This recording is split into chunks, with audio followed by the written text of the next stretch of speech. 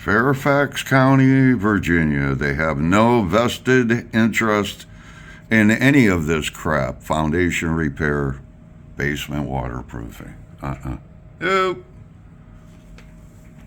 Basement wall, pushed in, clay soil, shrink, swell, or sometimes underground tree roots that can grow against along a wall.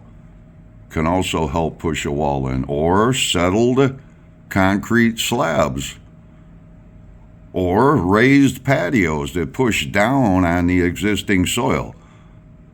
Example, what happens to a beach ball when you step on it? Think about it.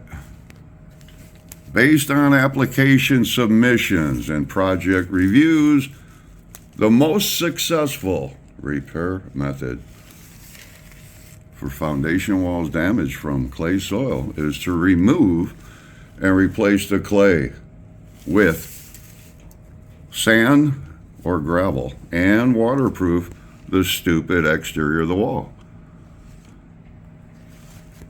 When this happens, cracks occur on the outside of the wall. Water will begin to enter, and it'll come out almost always right here, right where the bottom of the wall meets the floor.